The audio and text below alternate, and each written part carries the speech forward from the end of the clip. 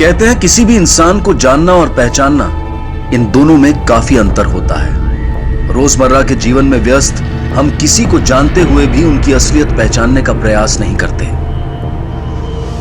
किसी पर शक? सर विजय त्यागी सर हमारा पति था, 4 साल पहले हम अलग हो गए। वो हो सकता है सर। हमारी जिंदगी खराब हो गई तुमसे शादी करके। अक्सर हम इंसान की सूरत को देखकर उसकी सीरत की परख को नजरअंदाज कर बैठते हैं। तुम अच्छी तरह से जानते हो कि हमारा टेम्पो, हमारा काम हमारे लिए कितना ज्यादा जरूरी है। कई बार इस बेखबरी की एक बड़ी कीमत हमें चुकानी पड़ती है।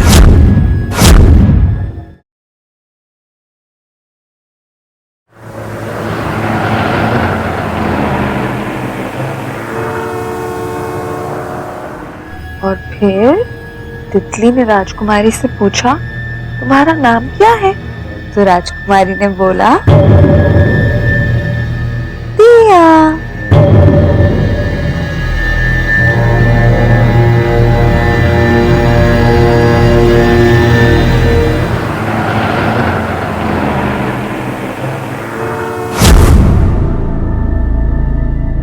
और कुछ चाहिए का? नहीं माँ, कितना खाएंगे वो? लड़के वाले हैं वो लोग।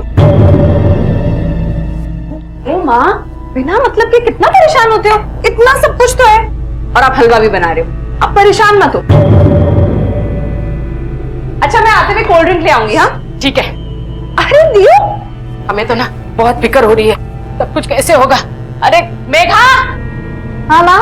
पूरा दिन ये फोन पे रहती है, आकर मेरी मदद करा जा अंदर। अरे दीदी, रीमा दीदी, क्या हुआ छोटू? टेम्पो बाहर नहीं है, लगता है चोरी हो गया। टेम्पो नहीं है? माँ, आ मेरा टेम्पो! दादा, टेम्पो देखा क्या रीमा का? ए भैया, रीमा का टेम्पो देखा का? ए दीदी, टेम्पो देखा का रीमा का? भाभी, आपने टेम्पो देखा का? यही था। मेरा टेम्पो कहाँ गया? भैया, औरतों को ना बहुत सारी चीजें गुम करते देखा हो, छोटी छोटी। मैडम ने तो पूरा का पूरा टेम्पो ही गुम कर दिया। वाह, कमाल करती हो भाई। बहुत हंसी आ रही है तुम्हें। जानते हो ना कितना मर मर के लिया था मैंने वो टेम्पो? सच बता रहा विजय, तुमने मेरा क्या हमारे पति पर आरोप लगाओगी? हमारा पति कोई चोर नहीं है। अच्छी तरह से जानते हैं हम तुम्हारे पति को, ठीक है? पहले तो छोड़ दी और अब हम दोनों को साथ में देखकर जलती है महारानी। छोड़ो रीमा, घर में शादी है, छोड़ो।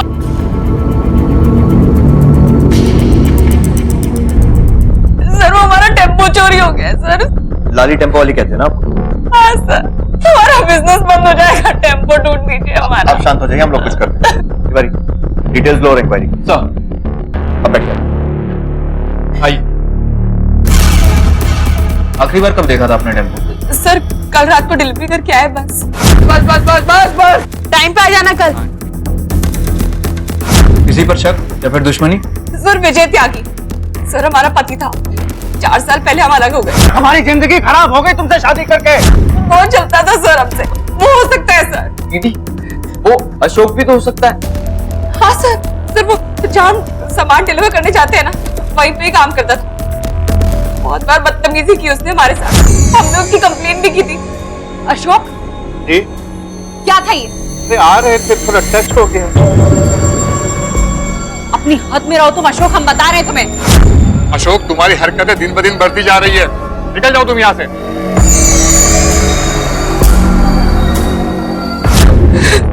आपने कहा कि आपने कल रात को लास्ट टाइम टेम्पो देखा। हाँ सर,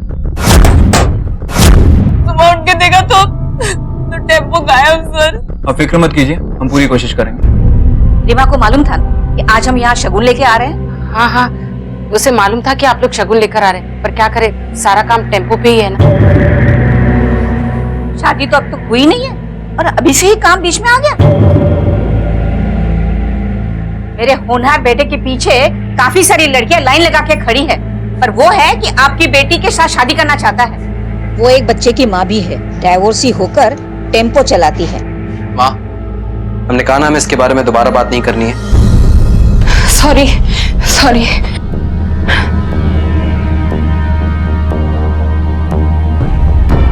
तुषार, हम पुलिस स्टेशन से आ रहे हैं। क्यों? आज मेरा टेम्पो चोरी हो गया। चलो अच्छा ही हो गया, बला टल गई, वरना शादी के बाद तो तुम टेम्पो ही चलाती। माँ जी आप ऐसे? शादी हुई नहीं है अब तक। माँ जी बाद में कहना।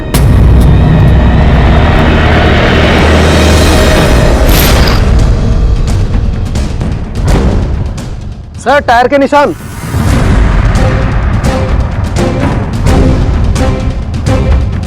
उस तरफ जा रहे हैं, पड़ोसी से पूछताछ करते हैं। अच्छा, टेम्पो हमेशा यहीं पार्क होता था? हाँ सर, हमेशा यहीं पार्क होता था, बहुत जगह घेरता था, लेकिन बेचारी रीमा ने बहुत मेहनत की है, पूरा घर उसकी वजह से चलता है, इसलिए हमने भी कुछ नहीं बोला। ठीक है सर, जब वो टेम्पो आया ना तब रीमा और उसके परिवार की कुछ हालत अच्छी हुई, थोड़े बहुत पैसे आने शुरू हुए तो आसपास के लोगों को जलन होने लगी। लेकिन सर सबसे ज्यादा अगर किसी को जलन होती थी ना तो वो उसका पहला पति विजू और उसकी पत्नी पूजा, ये तो सबसे ज्यादा जलते थे सर। बड़ा खटकता था ना उसका टेम्पो, और तुम तो उससे गुस्सा भी थे, इसलिए चुराया होगा उसका टेम्पो। अरे कैसा गुस्सा साहब, हम अपनी जिंदगी में एकदम खुश हैं, हम क्यों उसका टेम्पो चुराएंगे। कल रात कहाँ थी आप? घर पे थे साहब। बहुत गुस्सा आता होगा ना आपको रीमा पे? हमको ना बात ही नहीं करनी, ना विजू के बारे में और ना ही उस रीमा के बारे में। तलाक के बाद भी एक दूसरे की जिंदगी में घुसे रहते थे वो दोनों। आपकी सेवा में अगर कोई कमी हो गई हो तो माफ कीजिएगा। सिर्फ इतना ध्यान रहे, शादी के दिन आपकी बेटी ठीक समय पर मंडप में पहुंच जाए, वरना उस दिन भी वो आ जाएगी रीमा टाइम पे, ऐसे भी वो कभी लेट नहीं होती। आप लोग चलिए, हम आते हैं थोड़ी देर।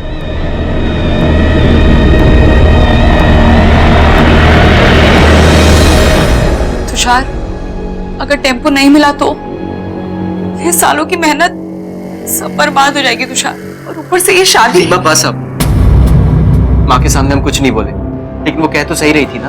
तुषार, बाकियों का छोड़ो, तुम तो जानते हो ना ये टेम्पो है तो मैं हूँ। वो सब हमें नहीं पता, हम बस इतना जानते हैं कि हमारी शादी, हमारा परिवार इस सबसे बढ़ के है।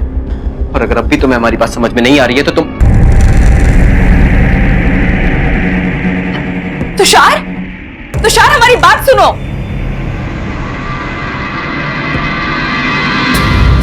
मर्दों के बीच में काम करेगी और शायद इतना ऐंठ में रहेगी। कहीं भी काम करे तुझे से क्या? तुझे फिर छेड़ने का लाइसेंस किसने दिया? देख अशोक, अगर मुझे पता चला कि टेम्पो के गायब होने में तेरा कनेक्शन है तो तेरी ऐसी धुलाई करूंगा ना, दोबारा कभी किसी लड़की को आंख उठा के नहीं देखेगा। हम कहे ना सर, हमको कुछ नहीं मालूम है उस ट्रक के बारे, टेम्पो के बारे में सर। ठीक है, चलो।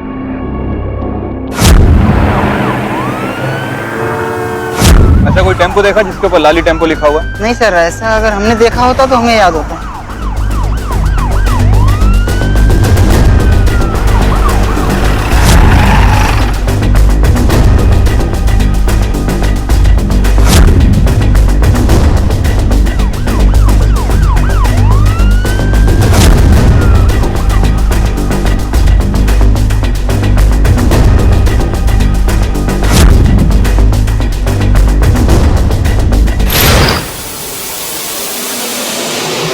सर क्या ये?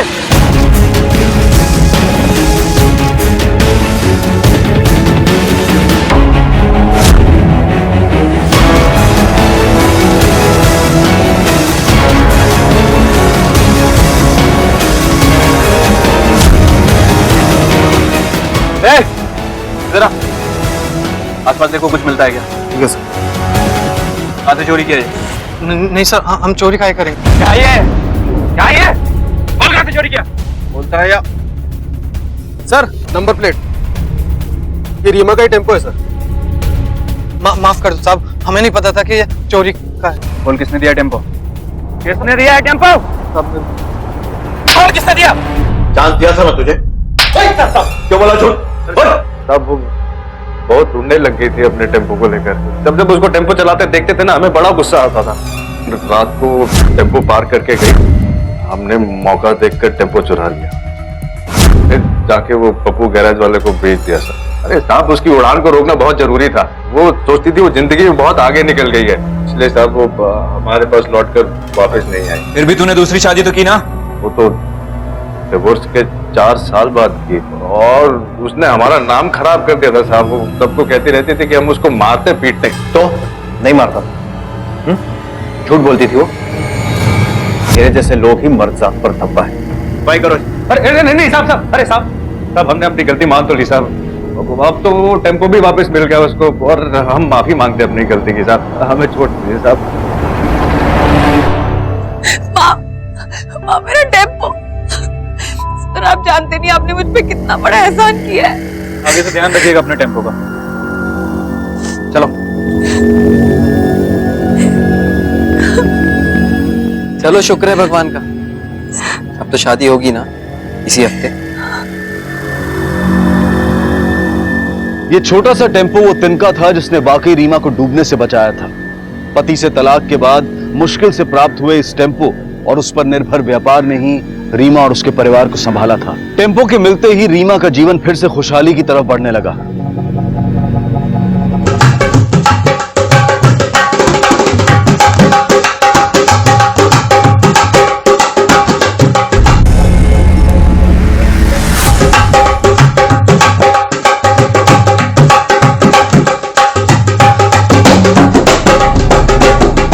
नाचो तुम लोग, नाचो।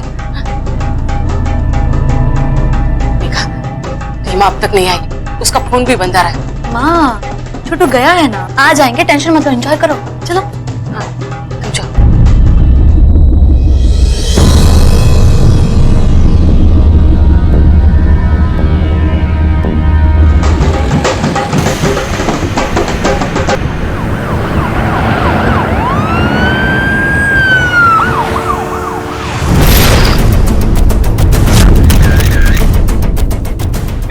पूरी जगह सील करो, अपने आदमियों के अलावा और कोई आना नहीं चाहिए, और आसपास छानबीन करो, देखो क्या मिलता है। काल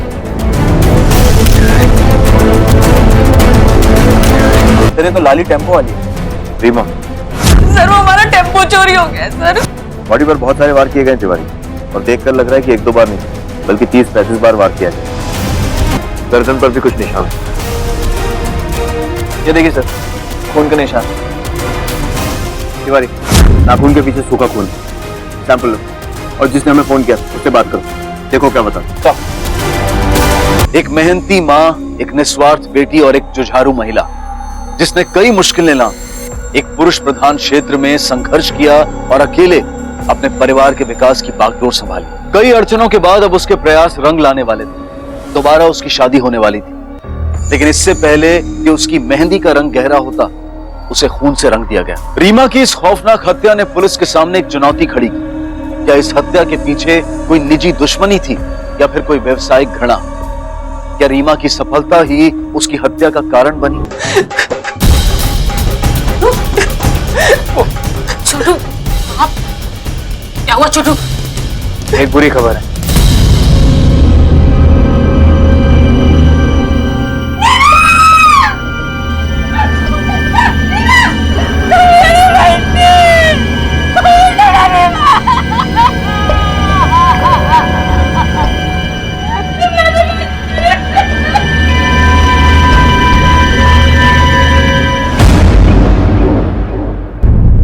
सारी डिलीवरीज करने के बाद रीमा 7 बजे फैक्ट्री से बाहर निकलती है। आमतौर पर 7:30 बजे से घर पहुंच जाना चाहिए। और ठीक उसी दिन उसका असिस्टेंट छोटू उसके साथ नहीं था। और सर, हत्या का टाइम भी 7 बजे से 8:30 बजे के बीच था।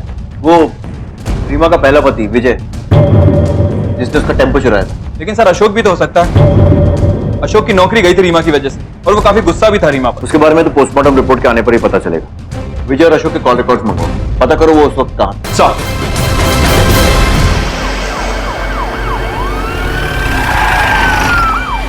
ये विजय के बारे में तो हमें पता है। रीमा की किसी और से कोई दुश्मनी? पता नहीं साहब, किसकी इतनी दुश्मनी होगी मेरी बेटी के साथ जो इतनी बेरहमी से उसे मार दिया। इतनी मेहनत के बाद उसके जीवन में खुशी आने वाली थी, और ऊपर से ये। अच्छा, ये मर्डर वाले दिन छोटू रीमा के साथ क्यों नहीं था? हमेशा तो उसी के साथ होता है ना। मेरी जिससे साहब, मैं ही हमेशा चिक चिक करती रहती थी कि वो शादी की तैयारी में वो मेरी मदद करे। इसलिए 2 दिन से मैंने छोटू को घर में रुका के रखा था, और 2 दिन से वो ही टेम्पो चला रही थी साहब। अगर छोटू उसके साथ होता, आज उसके साथ ऐसा नहीं होता साहब। मेरी दीवा जेल गए, मार खाई, इसीलिए हमारा शक तुम्हारे ऊपर है। हो सकता है कि यही भड़ास निकालने के लिए तुमने रीमा को मार दिया हो। अरे नहीं साहब, हम अपनी माँ की कसम खाते हैं, हम उसके आसपास भी नहीं आए। कल रात कहाँ थे तुम? घर पे ही थे। तुम काहे कुछ नहीं बोल रही? हाँ हाँ साहब, ये घर पर ही थे। पुलिस से सच छुपाना अपराध है, जानती है ना आप? जानते हैं साहब, हम आपसे झूठ नहीं बोल रहे और ना ही कुछ छुपा रहे हैं। ये घर पर ही थे। और साहब, आप हमेशा आके हमें क्यों पकड़ते हैं? उसके और भी तो दुश्मन थे। वो उसके फैक्ट्री में, जिस घर में उसकी शादी होने वाली, उस घर में उसके खुद के घर वाले। अरे साहब, आप उन सब लोगों से जाके पूछताछ करिए ना। चलो। हमें दीदी के साथ होना चाहिए था। अगर हम दीदी के साथ होते तो बेकार में ये शादी के कार्ड के चक्कर में। दीदी बहुत अच्छी थी। किसी पर शक है तुम्हें?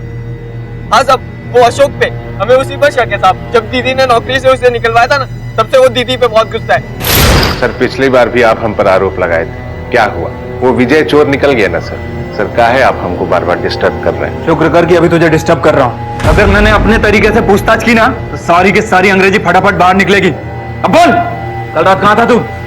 घर के आसपास सर। घर के आसपास कहाँ? घर में सर। ठीक है, जब तक गांव से निकलने को ना कहा जाए बाहर मत निकलना और बुलाने पे थाने आना, समझा? परिवार तो सर पूरा मिलकर रहता था। हाँ, कभी कभी मेघा की वजह से कुछ कहासुनी होती थी। वो सर मेघा रीमा की छोटी बहन है, हर बार कुछ ना कुछ गड़बड़ करते थे। हमेशा अपने उस बॉयफ्रेंड के साथ घूमती रहती थी। बॉयफ्रेंड? कौन बॉयफ्रेंड? सर वो पास वाले मोहल्ले में रहता है। रीमा ना मेघा को विदेश भेजने वाली थी पढ़ाई करने के लिए, लेकिन उसे कहाँ पढ़ाई करनी थी, उसे तो हमेशा उस लड़के के साथ घूमना था। ऐसा कुछ नहीं है साहब, गांव के लोग सिर्फ बातें करते हैं। मुझे तो लगता है विजू ने मरवाया होगा रीमा को, नहीं तो उसकी बीवी ने। सर जी आप बिलीव नहीं करोगे, डिस्पैच डिपार्टमेंट में वो पैकिंग और सीलिंग का काम करती थी और वो भी वहाँ असिस्टेंट थी, लेकिन उसका मेहनत और दिमाग। सर छोटे सामान की डिलीवरी का प्रॉब्लम हो रहा है ना, तो सर हमने एक आइडिया सोचा है। हम एक टेम्पो लेने वाले हैं छोटा, तो आसपास का जो भी सामान है उसकी डिलीवरी हम ही कर दिया करेंगे। हमें भी फायदा होगा, आपका सामान भी तुरंत पहुंच जाएगा और गोदाम भरा हुआ भी नहीं रहेगा। क्या कहते हैं सर? लेकिन मुझे बताओ कि तुम टेम्पो कैसे खरीदोगी? कुछ गहने हैं हमारे पास, वो बेच रहे हैं। बाकी सर हम लोन ले लेंगे। और देखिए ना, पेपर्स भी तैयार हो गए, हमारा लोन पास हो गया है सर। अब थोड़ा थोड़ा कमाकर ये भी चुकता कर देंगे। गुड। रीमा के बारे में क्या बताएं सर? रीमा तो बहुत अच्छी थी, वो तो सबकी मदद करती थी। सरला दीदी, मिठाई इस कुत्ते में हमारी शादी पक्की हो गई है। गुप्ता जी, मेरी शादी पक्की हो गई। Good, very good. अब तो काफी टाइम से फैक्ट्री में है ना? जी, सब अकाउंट्स मैं ही देखता हूँ। फैक्ट्री में किसी की कोई दुश्मनी रीमा से? फैक्ट्री में तो नहीं, लेकिन 2 दिन पहले बहुत जोर से झगड़ रहे थे दोनों। कौन? सीमा और उसका मंगेतर तुषार। मैं उस दिन गोडाउन बंद करके जा रहा था, तभी। 2 दिन रह गए हमारी शादी को, सिर्फ 2 दिन। शादी वाले दिन भी टेम्पो चलाती रहोगी क्या? तुषार, हम मर मर के यहाँ पे पहुंचे और तुम अच्छी तरह से जानते हो कि हमारा टेम्पो, हमारा काम हमारे लिए कितना ज्यादा जरूरी है। और आज तक तो तुम्हें हमारी यही बात बहुत अच्छी लगती थी, अब क्या हो गया? तब की बात और थी, तब हमारी शादी नहीं होने वाली थी। वैसे भी माँ को तुम्हारा टेम्पो चलाना पसंद नहीं है। इस शादी के लिए माँ बाबूजी को कैसे मनाए ना, हमें मालूम है। तो ये टेम्पो चलाते चलाते तुम क्या अपने आप को झांसी की रानी समझने लगी हो? मैं कैसा लगता है? शर्म वरम नहीं आती तुमको? शर्म? हाँ, नहीं आती हमेशा, और तुम्हें बहुत शर्म आती है ना हम पर। तो ठीक, हमें नहीं करनी है शादी। मजाक चल रहेगा यहाँ पे। तो चलाते चलाते जबान भी बहुत चलाने लगी। समझ में आ जाएगा। रीमा, सामान की काउंटिंग हो गई है? जी सर। चलते हैं। तो जी आप भी आएगा शादी में? हाँ हाँ। हमने उस दिन बेकार में ही रीमा से पता नहीं क्या क्या बोल दिया था। हमें क्या पता था कि उस दिन के बाद उससे कभी बात ही नहीं। मतलब झगड़ा हुआ था रीमा के साथ, उसके बाद कहाँ थे उस रात तुम? अब हम पे शक कर रहे हैं सर, हम रीमा को मार सकते हैं क्या? साहब, ये तो रीमा से बहुत प्यार करता था, ये कैसे कर सकता है सब? तो फिर बोलते क्यों नहीं? कहाँ थे उस रात तुम? घर आया था ये? घर ही आया होगा साहब, और कहाँ जाएगा? मतलब आपको भी ठीक से नहीं पता? कहाँ थे उस रात तुम? कहाँ थे उस रात तुम? हम बाहर में थे, पास में ही है, जाते हैं कभी कभी वहां। तुषार के कॉल रिकॉर्ड्स निकलवाओ, ट्रायंगुलेट करके देख। सर, रीमा का पहला पति विजय, अशोक जिसकी नौकरी रीमा की वजह से गई थी, और उसका होने वाला पति तुषार। तीनों सस्पेक्ट्स पर नजर रखनी होगी। सर, कपल्स के बीच में तो सब आम बात है। आपको क्या लगता है कि तुषार को इतना गुस्सा आया होगा कि उसने रीमा को? आखिर तुषार की तलाकशुदा औरत क्योंकि एक बच्चे की मां है तो शादी करना चाहता था। सर ठीक है, तुम जाओ। सर, नो सेक्सुअल असॉल्ट, मतलब रेप नहीं हुआ। पता कितनी बार चाकू से वार किया गया बॉडी? 46 बार। सर चाकू के बारे में कुछ? गांव की फोरेंसिक जांच हो रही है, जल्दी पता लग जाएगा किस टाइप का चाकू था। मतलब रीमा के नाखून से जो ब्लड मिला था और उसके गले पर दांत का निशान, वो इन तीनों सस्पेक्ट के साथ मैच करने होंगे। इन तीनों के डेंटल और ब्लड सैंपल्स मंगवाओ। अरे क्या बात कर रहे हैं साहब, जो आपने पूछा हमने बताया ना। अब अभी दांत वांत का क्या चक्कर है? सर जो सैंपल लेना है ले लो सर, आंख का, कान का, दांत का, जो लेना है ले लो सर, लेकिन मेरा पीछा छोड़ दो सर। क्या दांत?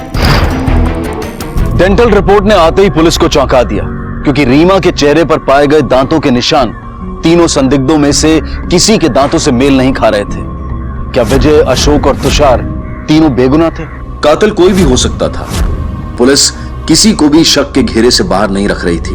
पुलिस को अपनी जांच फिर से शुरू करनी पड़ी और अब उन्होंने उन सुरागों पर गौर किया जिन्हें पहले दरकिनार कर दिया गया था।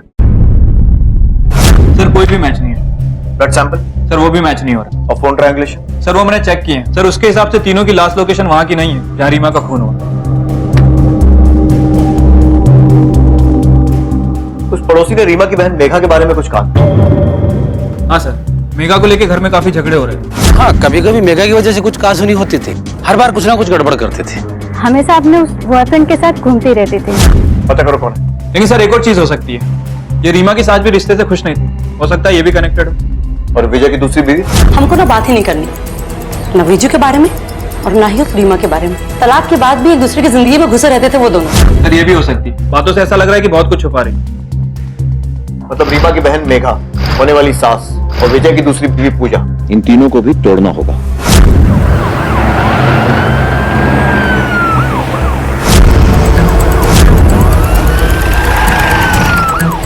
क्या प्रॉब्लम थी रीमा के साथ? क्या?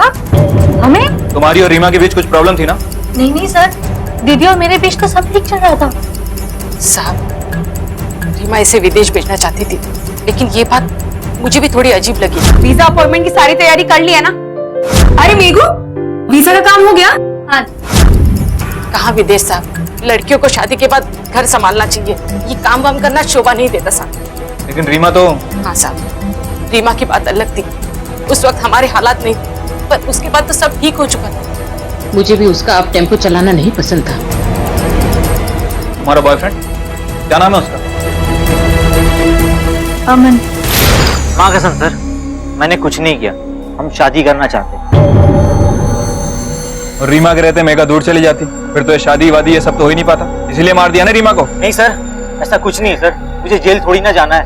गुस्सा तो आया था लेकिन क्या? लेकिन कुछ नहीं सर, रीमा दीदी तो मेघा की बड़ी बहन है, आज तक उन्होंने ही सब कुछ संभाला है, सारे फैसले उन्हीं के होते हैं, तो हम क्या कर सकते हैं? ठीक है, जरूरत पड़ेगी तो फिर बुलाएंगे। चलो। सर मेघा और उसका बॉयफ्रेंड अमर, ये दोनों ही हमसे कुछ ना कुछ छुपा रहे हैं। नजर रखो दोनों पर। सर ऑलरेडी एक कांस्टेबल सिविल में तैनात है उनके ऊपर। गुड, एक काम करो, दोनों के कॉल रिकॉर्ड मंगाओ, साथ में रीमा की होने वाली सास की। तो ये रहे सभी के कॉल रिकॉर्ड्स। सर एक नई बात सामने आई। क्या? ये देखिए। लेकर आओ, अभी क्या? क्यों पूजा, तुम रीमा के इतने करीब थे, हमें तो पता ही नहीं। क्या मतलब है साहब? साहब हमारा तो उसकी शक्ल देखते ही दिन खराब हो जाता था, हम उसके करीब नहीं थे। करीब मतलब वो वाला करीब नहीं, करीब मतलब एकदम पास, मतलब उसी जगह पर जहां वो मरी।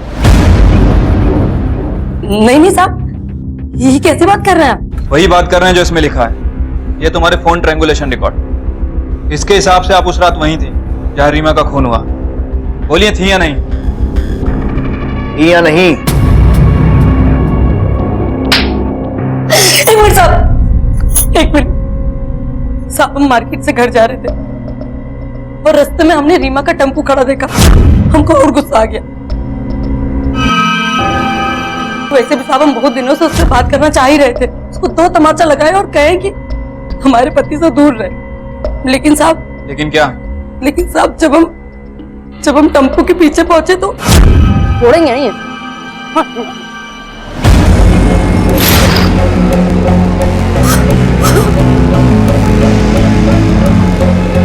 भगवान,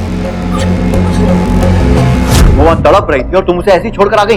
हमें क्या मालूम था साहब, हमारा दिमाग तो ऐसे काम नहीं कर रहा था साहब, हम बहुत डर गए थे, हमको लगा सारा इल्जाम हमारे ऊपर आ जाएगा, हम वहां से भाग गए साहब। सर पूजा कहीं झूठ तो नहीं बोल रही? लगता तो नहीं है तिवारी, और अगर उसने मर्डर किया होता तो हमें क्यों बताती कि रीमा उस वक्त जिंदा थी जब वो वहां पहुंची। खैर, अभी उसे कुछ देर और अंदर रखो, देखो क्या गलती है। सर ये इन्फॉर्मेशन जो आपने मंगवाई थी। ठीक है, तुम जाओ। सर मेघा, उसके बॉयफ्रेंड अमर और पूजा की होने वाली सास के बैंक अकाउंट और फोन डिटेल चेक करो। तिवारी, ये देखो, मेघा के अकाउंट से अमन के अकाउंट में एक बड़ा अमाउंट ट्रांसफर किया गया। रीमा की बहन मेघा, और ये तो कुछ खास पैसे भी नहीं कमाती है। और सर ये देखिए, सेम अमाउंट का transfer GK happy holidays company के नाम पे किया गया। महंगा पैकेज लगा, काफी बड़ा अमाउंट। देख अमन, अब सच सच बता दे, क्योंकि तेरी बैंक डिटेल्स हमारे पास है। क्यों पैसे लिए थे मेघा से और क्यों ट्रांसफर किए थे हॉलीडेज कंपनी को? मैं क्या रहा था ना? नहीं बोलेगा, मैं बोल। रीमा ने इतनी मेहनत करके पैसा इकट्ठा करके मेघा के लिए जो ऑस्ट्रेलिया का टिकट लिया था उसे मेघा ने कैंसिल किया, रिफंड लिया और तेरे अकाउंट में ट्रांसफर किया। क्यों? देख, कमरे में मुझे बोलने से ज्यादा दूसरों से सच उगलवाने की आदत। अब अगर तू नहीं बोला ना तो हमारा डंडा तुझ उगलवाएगा। ला। सर चंडीगढ़ और कसौली के लिए पैकेज बुक किया था 2 लोगों के लिए। चंडीगढ़ भागने का प्लान था? नहीं सर, प्लान ऐसा था ताकि सबको लगे कि हम चंडीगढ़ गए हैं, लेकिन एक्चुअली में हम लोग गोवा भागने वाले थे। वहां मेरा एक दोस्त है, वो मदद करने वाला था और फिर हम वही शादी करके सेटल होने वाले थे। क्या करते सर, रीमा दीदी हम दोनों को अलग करना चाहती थी। मेघा ने रीमा दीदी को समझाने की कोशिश भी की थी। हमें नहीं जाना है दीदी, हमें सिर्फ अमन से शादी करनी है बस। देख मेघू, लाइफ में कुछ बन जा, कुछ कर ले, फिर कर लेना शादी। और इसीलिए रीमा को रास्ते से हटाने के लिए तूने मार दिया ताकि तुम दोनों आसानी से शादी कर सको। अगर मारना ही होता ना तो कब का मार दिया होता। इस तरह प्लान बनाकर भागने की कोशिश नहीं करते सर। लेकिन जब रीमा को तुम्हारे भागने के प्लान का पता चल गया था तब तो कोई और चारा नहीं बचा था ना तुम्हारे पास। उनको पता नहीं चला सर, हमने सब छुपा कर रखा था। और जो छुपा कर रखा है ना वो भी धीरे धीरे बाहर आ जाएगा। फिलहाल जाने दे रहा हूँ, लेकिन गांव छोड़कर जाने की कोशिश मत करो, समझा? ठीक है सर। सबकी अपनी अपनी कहानी थी और पुलिस को इन बयानों में कोई कमियां नहीं मिली। उनके सारे अनुमान गलत साबित हो रहे थे और इसी बीच अचानक एक अजीब सिलसिला शुरू हुआ। मुझे मम्मी के पास जाना, एक ये तो बीमार हो जाओगी ना बेटा। नानी की बात सुनोगी ना तुम?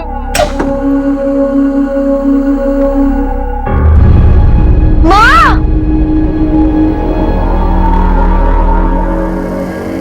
क्या हुआ? फिर से हुई।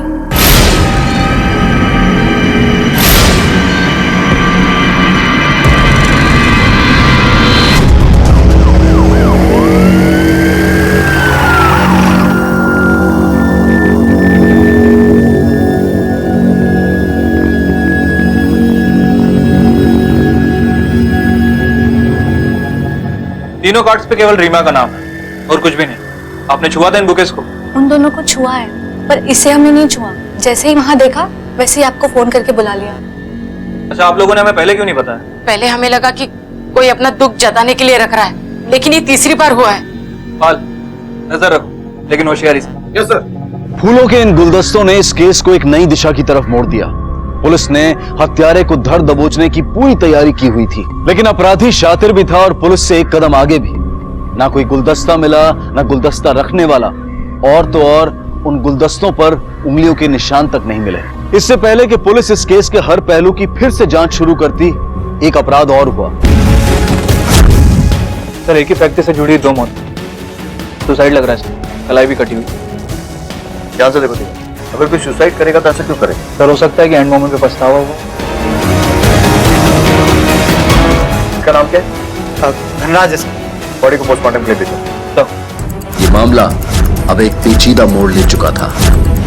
लेकिन सर, अगर मर्डर होता तो हाथापाई भी हुई होती, लेकिन पोस्टमार्टम रिपोर्ट में ऐसा कुछ भी नहीं। उसी पोस्टमार्टम रिपोर्ट में धनराज की बॉडी में अल्कोहल पाया गया, मतलब वो शराब के नशे में था। हो सकता है हाथापाई की नौबत ही ना आई। सर, थोड़े समय के लिए मान लेते हैं कि धनराज ने ही रीमा को मारा, फिर उसे पछतावा हुआ, उसने उसके यहाँ फूल भी भेजे थे, पछतावा बढ़ता गया और फिर एंड में सुसाइड। तो उल्टी कहानी। हो सकता है कि धनराज को पता था या शायद पता चल गया हो कि रीमा को किसने मारा। उसने मर्डरर को ब्लैकमेल करने की कोशिश की, मर्डरर ने उसे भी मार दिया और फिर ये सुसाइड का नाटक रचा। धनराज ने अपनी जान बचाने के लिए अपने हाथ से ही खून रोकने की कोशिश भी की। लेकिन सर, आई नो तुम्हें लग रहा होगा कि लास्ट मिनट पर मन बदलने के कारण उसने ऐसा किया, लेकिन हो सकता है वो वाकई में जीना चाहता था। हो सकता है किसी ने उसकी कलाई काटी हो और अपनी जान बचाने के लिए उसने हाथ से खून रोकने की कोशिश की हो। मामला बहुत कॉम्प्लिकेटेड है सर। धनराज का बैकग्राउंड चेक करवाओ, पता करो कुछ ऐसा मिलता है क्या जिसके कारण उसने सुसाइड किया। ये भी पता करो कि कहीं उसकी किसी से कोई दुश्मनी तो नहीं। मुझे लग रहा है कि ये दोनों वारदातें कनेक्टेड, इसलिए फैक्ट्री के सारे वर्कर्स की डिटेल्स निकाल ली, कुछ तो जरूर मिलेगा। Right sir.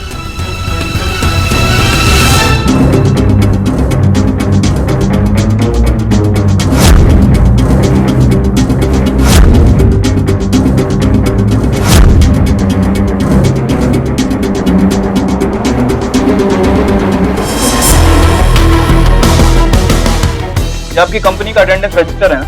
जी। धनंजय की मौत की जांच करते हुए हमारे सामने आया। इसके मुताबिक रीमा पिछले 20 महीनों से गुड्स ट्रांसपोर्ट का काम कर रही थी। फिर ये बीच में एक सप्ताह का गैप कैसा? वो एक सप्ताह के लिए छुट्टी पे थी क्या? मिसेस शर्मा ने उनका कॉन्ट्रैक्ट कैंसिल कर दिया, जो एक हफ्ते के बाद शर्मा साहब ने वापस उनको दे दी, तो इसलिए ये गैप है। कॉन्ट्रैक्ट कैंसिल क्यों किया था? पता नहीं, लेकिन उस दिन केबिन में बहुत बड़ा झगड़ा हुआ था।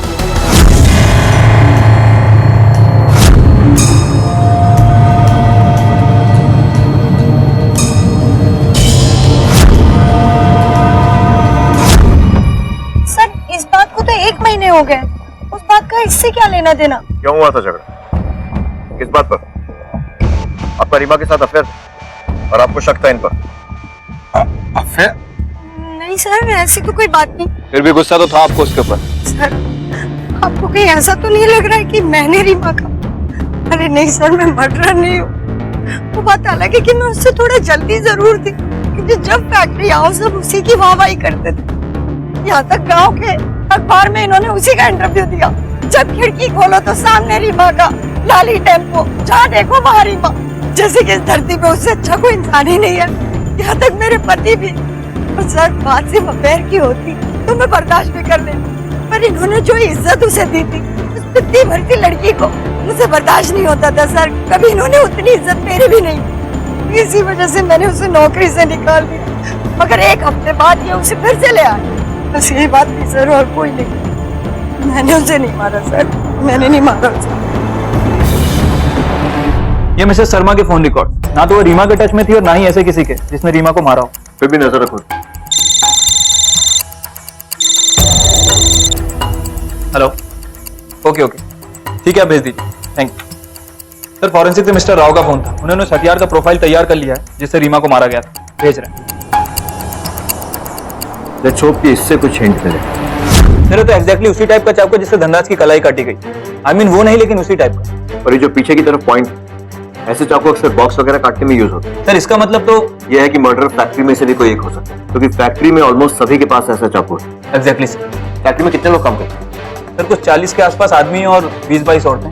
सबका डीएनए सैंपल और डेंटल सैंपल अरेंज करो, सबके सबका। कोई ना कोई मैच जरूर मिलेगा। Sir, it's impossible. 40 लोगों के डेंटल सैंपल्स, सर ऐसा थोड़ी ना। ऐसा ही होता है, और ऐसे ही मर्डर पकड़ा भी जाए। तो आप इतना टेंशन में क्यों आ गए? कोई छुपा रहा है क्या? सर, ऐसी कोई बात नहीं है, पर हमारी कंपनी का प्रोडक्शन स्लो हो जाएगा। प्रोडक्शन से ज्यादा मर्डर का पकड़ा जाना इंपॉर्टेंट है। जल्दी से जल्दी अरेंजमेंट कीजिए।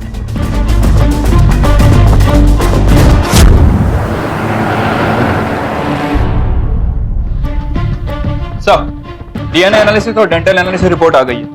20 औरतों और 35 आदमियों के सैंपल्स लिए थे, लेकिन कोई मैच नहीं। एक मिनट, फैक्ट्री में 40 आदमी काम करते हैं, तो बाकी के 5? हाँ सर, 5 लोग वहां मौजूद नहीं थे। इन 5 के सैंपल्स भी अरेंज करवाओ, कोई डाउट छोड़ नहीं सकते। सब ये जो गुप्ता जी बाजू में रहते हैं, ये गांव गए ना? नहीं सर, वो तो कभी यहाँ से कहीं जाते ही नहीं थे साहब। हमने सुना उनकी बीवी काफी बीमार रहती है, उसी को देखने गए ना? बीवी? कौन सी बीवी? वो तो बैचलर इंसान है सर, उनकी तो शादी नहीं हुई है। हेलो सर, पड़ोसी से पता चला कि गुप्ता की शादी नहीं हुई है, अकेला ही रहता है। तुम्हारी झूठ क्यों बोला होगा? कुछ तो गड़बड़। छानबीन करो इसके। पाल, देखो कुछ मिलता है क्या? सर।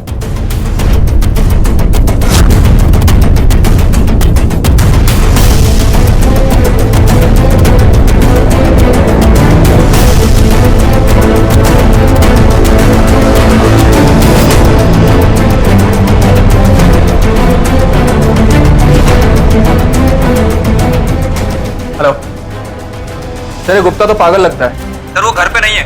लेकिन सर यहाँ पर हमें कुछ फोटोज मिले हैं, हर फोटो पर उसने रीमा का चेहरा लगा के रखा है। क्या? हाँ सर, और सर एक रुमाल मिला जिस पे आर लिखा हुआ। तिवारी इसका बैकग्राउंड निकालो, आसपास सब जगह छानबीन करो और अच्छी तरह पूछताछ करो। पाल सामान उठाओ चलो। सर गुप्ता की सारी डिटेल्स आ गई हैं। अकेला ही रहता है। हैरानी की बात है कि फैक्ट्री में भी किसी को नहीं पता कि इसकी कोई फैमिली है। लेकिन सर एक बात और सामने आई है, इसने अपनी ऑफिस डेस्क में अपनी फैमिली की फोटो लगा रखी है, सारी की सारी झूठी है। मतलब अकेलेपन का शिकार। कुछ और मिला? फोन वगैरह कुछ? फोन नहीं मिला। मैंने उसकी ट्रायंगुलेशन रिक्वेस्ट भेज दी है, जल्दी उसकी लोकेशन ट्रेस हो जाएगी। ओके ठीक है सर, गुप्ता की लोकेशन ट्रेस हो गई है, लखनऊ के किसी गेस्ट हाउस में छुपा हुआ है। मेरा एक खबरी उसके ऊपर तैनात है। तिवारी इससे पहले कि वो फिर से निकल जाए, हमें उस तक पहुंचना होगा जल्द से जल्द।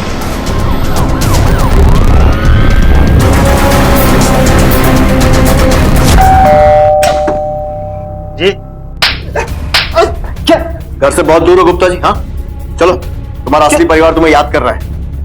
क्या क्या क्या कर रहे हैं आप? क्या ये? क्या ये? लेके चलो इसको।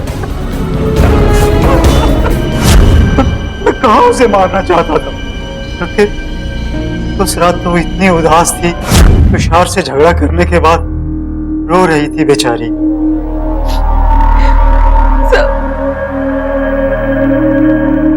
इतने साल अकेले मेहनत करके कुछ बनाया अपनी जिंदगी का, मैंने अपने पैरों पर खड़ी हुई हूँ सर। एक झटके में सब कुछ छोड़, आज तक तो तुषार को इस सब से कोई प्रॉब्लम नहीं थी, अब अचानक पता नहीं उसे क्या हो गया है सर। मत बदलो रीमा, तुम परफेक्ट हो। मैं कह रहा हूँ ना, मैं जानता हूँ, मैंने देखा है तुम्हें। लेट हो गया, मैं चलती हूँ।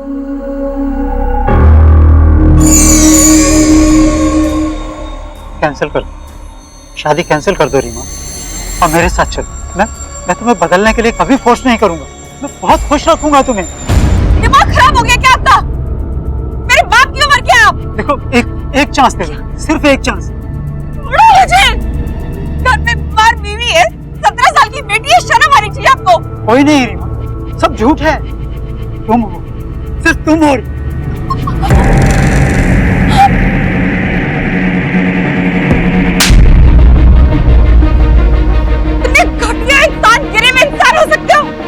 कभी नहीं सोचा था तू है तुझ पे, तुमने मुझे घटिया कहा, फिर मैंने उसकी लाश को उसी के टेम्पो में डालकर फैक्ट्री से दूर छोड़ दिया।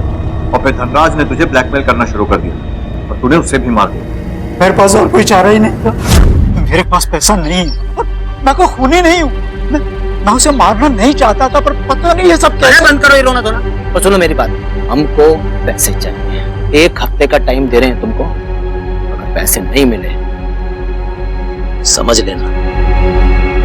पैसे दे भी देता तो वो शराब में उड़ाकर फिर और मांगने आ जाता। उसे तो रास्ते से हटाना ही था, लेकिन होशियारी के साथ हर रात फैक्ट्री में ही सोता था, दिन भर काम करता था और रात को शराब पी के सो जाता था। ये बात मैं जानता था, इसीलिए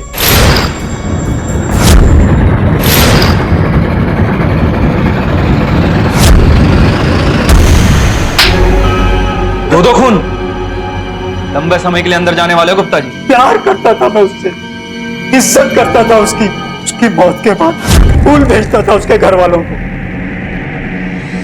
जिसे तुम प्यार कह रहे हो ना, वो पागलपन, और इस पागलपन की बहुत बड़ी सजा मिलेगी, लंबी सजा।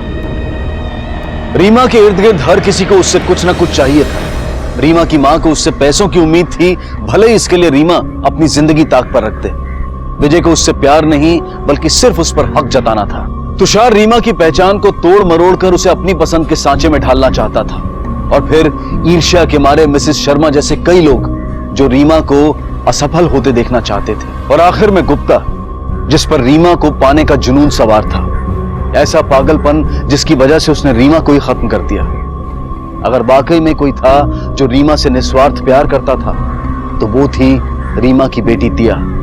असल में कई बदकिस्मत भारतीय महिलाओं की तरह रीमा भी अपनी ही सफलता का शिकार बनी।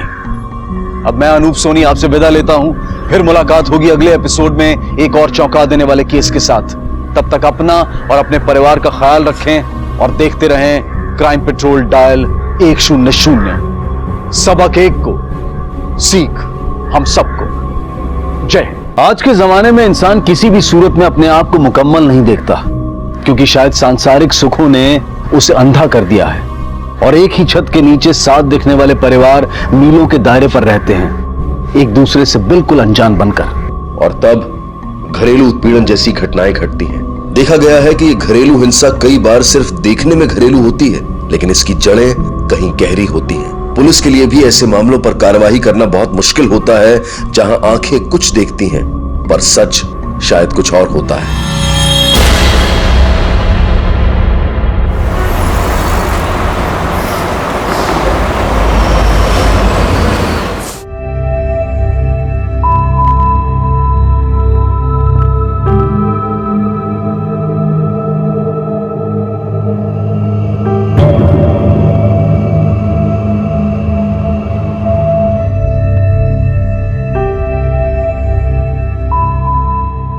आजी, आजी,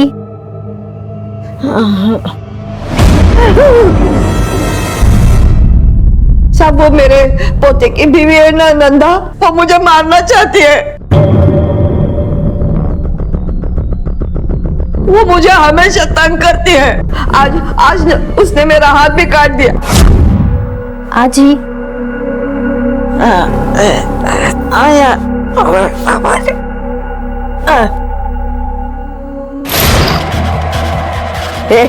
काय करतेस? काय करतेस ना? छोड़ मुझे, छोड़ मुझे, काय करते? छोड़।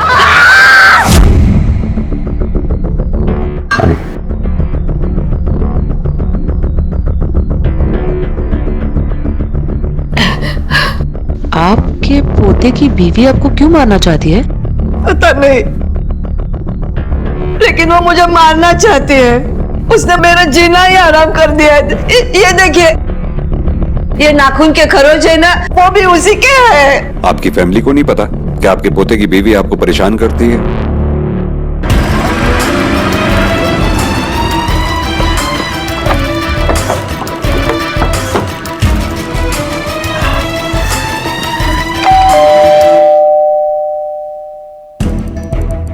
आई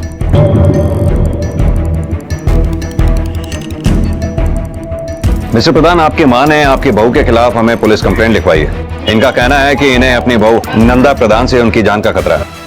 क्या हम उससे बातचीत कर सकते हैं? सर, मुझे नहीं पता आजी मुझ पे ऐसे इल्जाम क्यों लगा रही है। मैं तो उनका बहुत ख्याल रखती हूँ। उनके साथ इतनी गंदी हरकत करने के बारे में मैं सोच भी नहीं सकती। ये देखिए, उनकी कलाई कटी हुई है। मैंने नहीं काटी। तो फिर किसने काटी? वो आज सुबह जब मैं आरती लेकर आजी के कमरे में पहुंची तो आजी, लीजिए आरती ले लीजिए।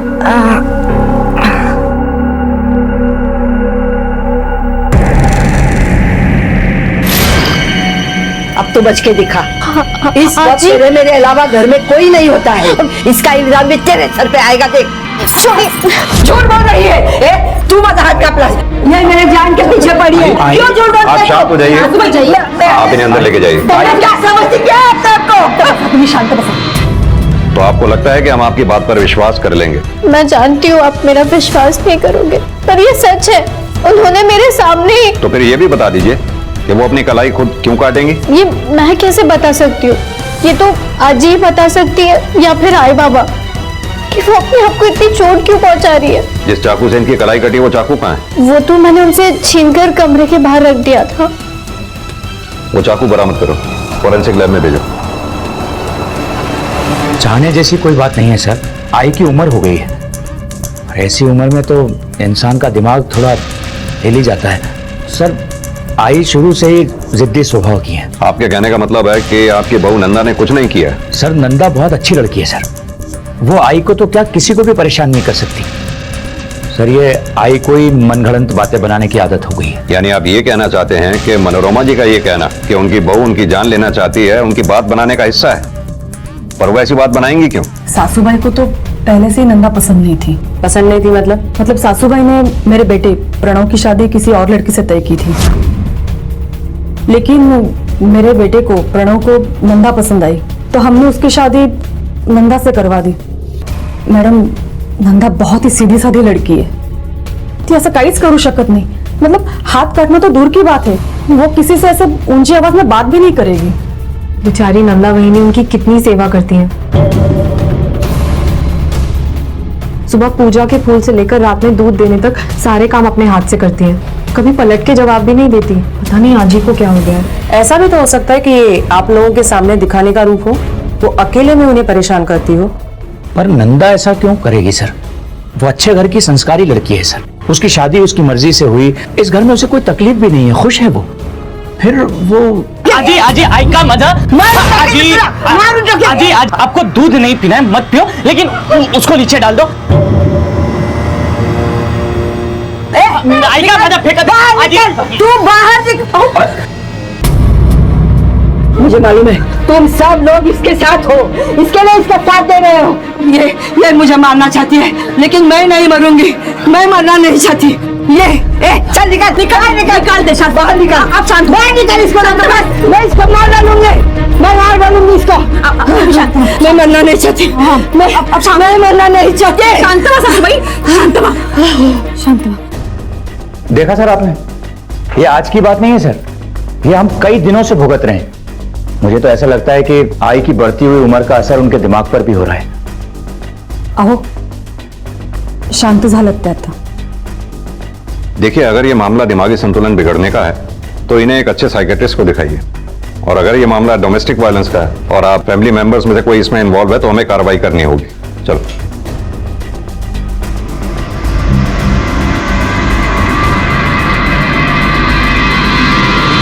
Sir, forensic reports.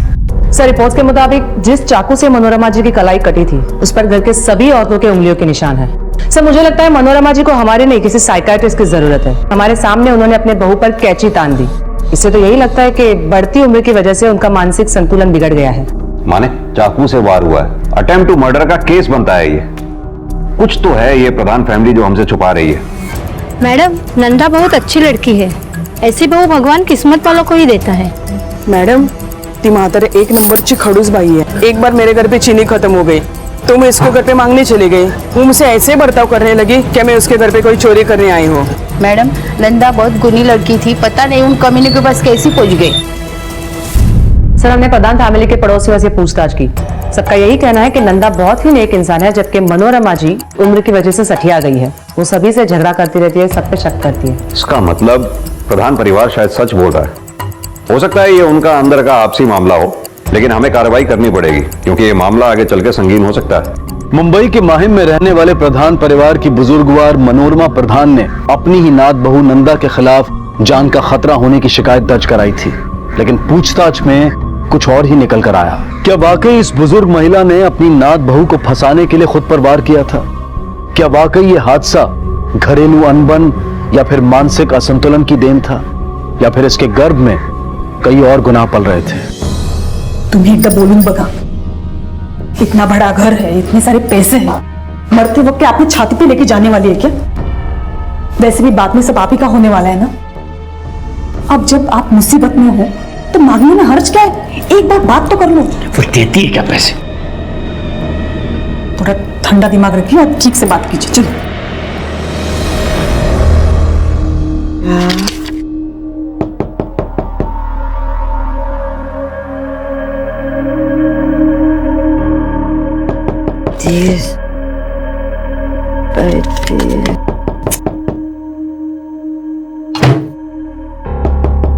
हाँ हाँ आती हो। आई, तुमसे कुछ बात करनी है। पैसा छोड़ के जो बोलना है बोल, मैं तुमको 1 रुपया भी नहीं दूंगी।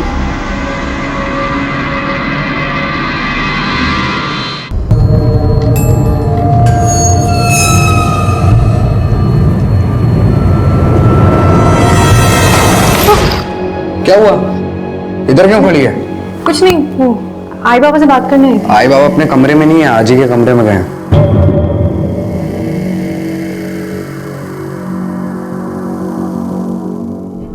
नंबर के स्वार्थी हो तुम, इसीलिए पुलिस के सामने वो नंदा का साथ दिया तुम लोगों ने।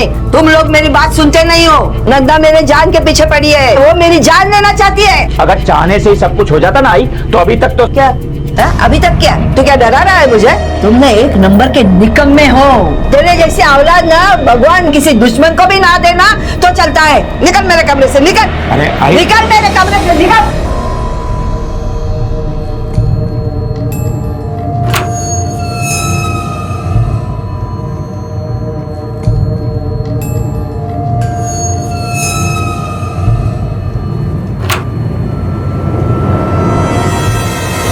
दो तीन दिन में पैसों का इंतजाम करना ही पड़ेगा। 2-3 दिन से कैसे होगा सब? करना तो पड़ेगा ही ना, कोई और चारा है क्या हमारे पास? मैंने कुछ सोचा है, तुम आओ मेरे साथ। तेरा माल कब से लाके रखा हूं, कभी उठाएगा तू? बस 1-2 दिन और रुक जाऊं। हाँ, आखिरी 2 दिन देता हूं तेरे को, समझा ना? आके 2 दिन बाद लेके जा। अबे मंगाया हुआ माल मेरे गले डाला ना, तो तू देखना मैं तेरा कैसे गला काटता हूं। मनोरमा प्रधान की शिकायत में कितनी सच्चाई थी ये कहना मुश्किल था, लेकिन एक बात तो तय थी कि इस घर में सभी आर्थिक तंगी से गुजर रहे थे या किसी न किसी वजह से उन्हें पैसों की सख्त जरूरत थी। कारण कितने नैतिक या अनैतिक थे ये कहा नहीं जा सकता था। किस कारण मुग्धा अपने ही घर में चोरी कर रही थी? मनीष को पैसों की जरूरत किस लिए थी? इंतजाम करने का कौन सा तरीका ढूंढ लिया था सुरेश ने? समस्या सारी पैसों से जुड़ी हुई थी और पैसा सिर्फ आजी के पास था। पुलिस मामा, पुलिस तुम साहब किधर है? साहब मौसी कहाँ है? वो मेरे पोते के बीवी ने मेरे को कितना मारा है, यहाँ काट डाला। मुझे साहब को घर लेके जाना है। तुम्हें काळजी करू नका। साहब को किधर है? साहब मैंने आपको बताया था वो मेरे जान के पीछे पड़ी है। इस बार मेरा सर भी फोड़ा है।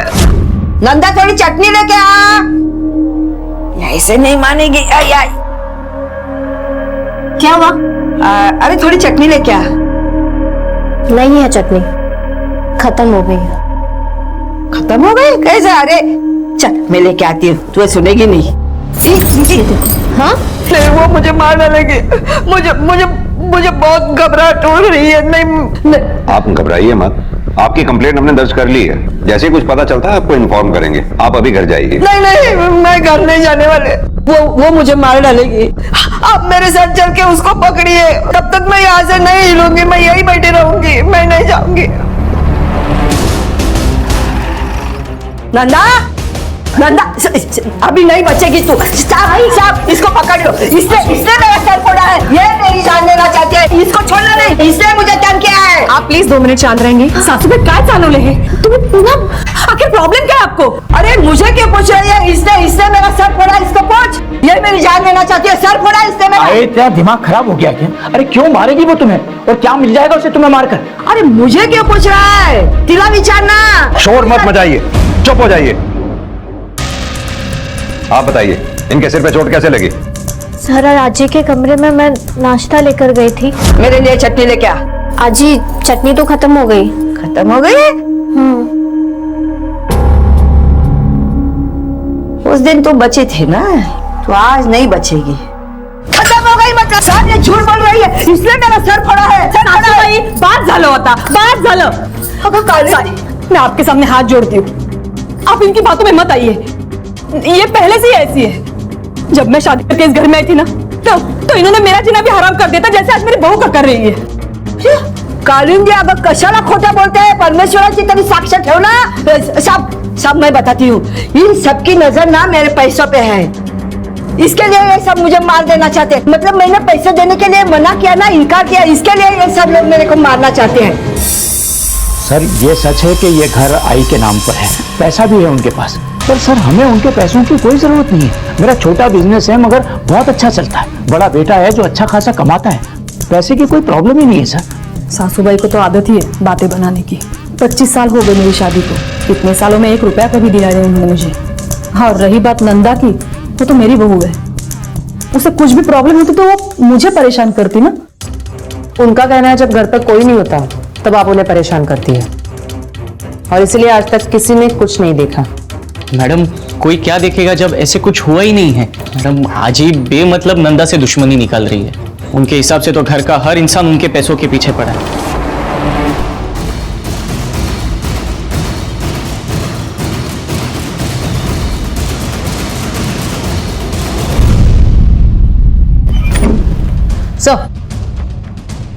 हमने प्रधान फैमिली के पड़ोसियों से दोबारा से पूछताछ की। सबका यही कहना है कि वो शरीफ लोग हैं और नंदा बहुत ही अच्छी बहू है, जबकि मनोरमा जी एक अड़ियल और जिद्दी औरत है। तो मुझे लगता है ये सब शायद मनोरमा जी के दिमाग की उपज है। उनका दिमागी संतुलन बिगड़ गया है। मनोरमा जी अगर जिद्दी और अड़ियल औरत है भी, तो भी ये बात हजम नहीं होती कि इस उम्र में कोई औरत इस हद तक अपने आप को चोट और दर्द पहुंचा सकती है सिर्फ दूसरे को गलत साबित करने के लिए। नहीं माने, ये केस उतना सरल नहीं है जितना हम इसे समझ रहे हैं। 24, 25, 1024। गणपति बप्पा, इस बार मेरी बीची लगवा दो। मोदक चढ़ाने आऊंगी और कुछ भी करके इस मुसीबत से बाहर निकालो अभी।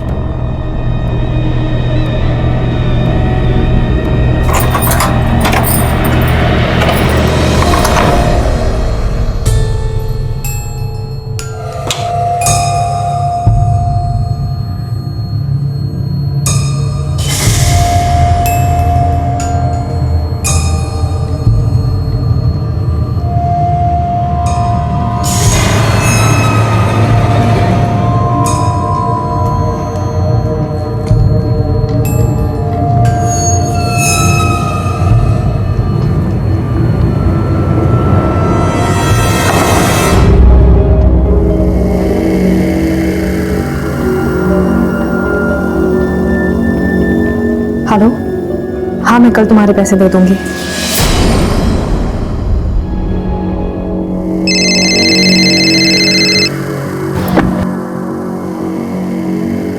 हेलो, कहाँ हो तुम?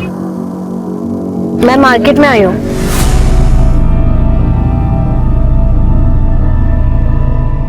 अजी, हाँ? आपका ही अभिषेक करवाना है ना आज? तू क्या पूछ रहा है? इसीलिए क्योंकि पंडित जी ने आपको ऑफिस बुलाया है। वो अभिषेक के लिए गोत्र लिखवाना पड़ेगा ना? हाँ हाँ हाँ हाँ, ठीक है, ले जाओ।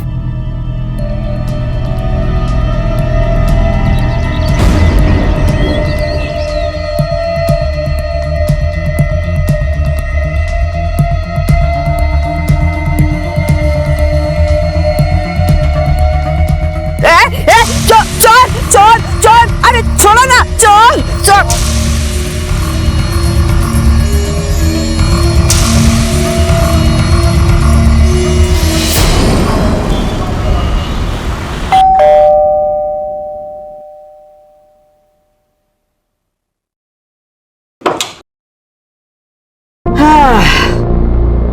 मनीष जी, मेरे लिए पानी लेके आया। लाता हूँ, बैठिए।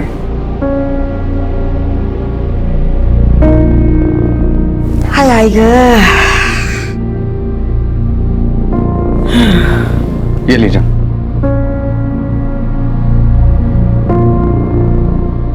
कैसी रही आपकी पूजा?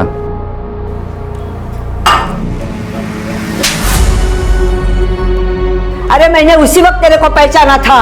तूने अपना मुंह तो ढका था, लेकिन हाथ की ये चेन है ना और पैरों के जूते ढकना भूल गया था, समझे? या पैसा पैसे लेके आ। आप ना आज ही अपना दिमाग का इलाज करवाओ प्लीज। कभी वहीनी की कंप्लेंट कर देती हो और अब मुझे चोर कह रही हो। क्या दिक्कत क्या है जी? देख, तू मेरे पैसे और पर्स मुझे वापस कर दे, वरना मैं इलाज करना जानती हूँ। आजी लेकिन जा, मेरे पैसे और पर्स मुझे वापस चाहिए, वो भी मेरे कमरे में लेके आ।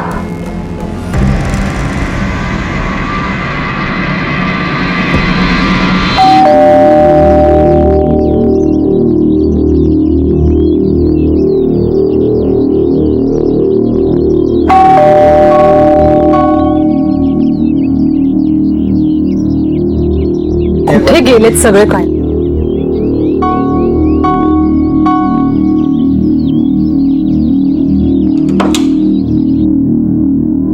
नंदा, नंदा कहाँ गई?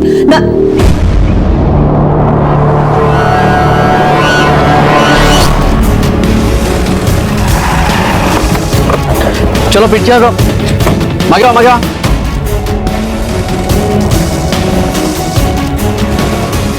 अब आई के पास जाने तो कम से कम क्या रोकने क्या हो जाएगा? प्लीज समझने की कोशिश कीजिए, हमें अपना काम करने दीजिए।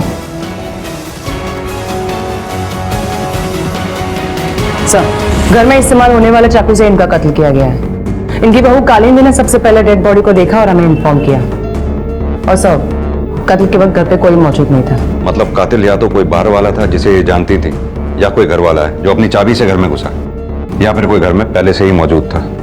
तीनों पॉसिबिलिटीज है सर, क्योंकि घर में ना ही कोई फोर्स एंट्री के निशान मिले हैं और ना ही डेड बॉडी पे कोई बचाव के निशान मिले हैं। बॉडी को पोस्टमार्टम के लिए भेजो और घर की अच्छी तरह से तलाशी लो। Right sir.